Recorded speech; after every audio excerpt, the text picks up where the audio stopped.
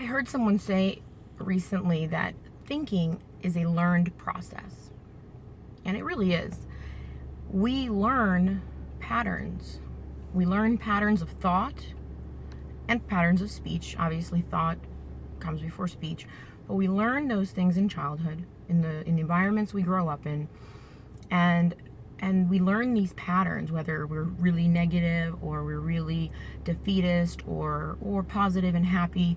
We learn these from the environment we grow up in. And unless you're consciously choosing your thoughts, you aren't thinking. Unless you're consciously able to sort of pause for a minute and choose your thoughts and reflect, you're not thinking. You're simply following ingrained patterns from childhood, and most likely from childhood trauma, or maybe not overt trauma, but maybe the lacking of good role models that simply just didn't give you the skills that you would benefit from as an adult. And so thinking is a learned process. It's important to understand that.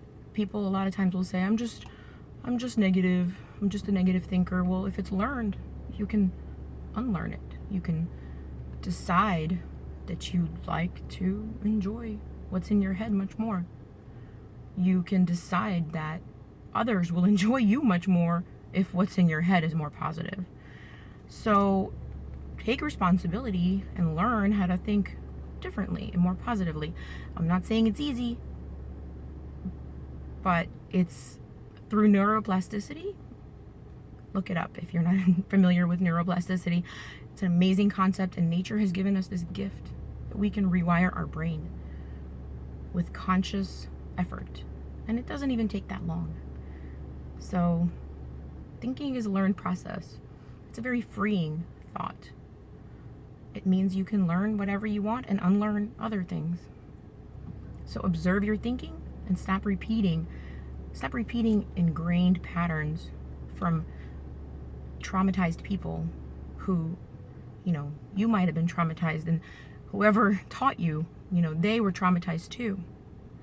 And stop being a photocopier of history and choose what you're going to pass into the future, especially if you have kids or plan on having some.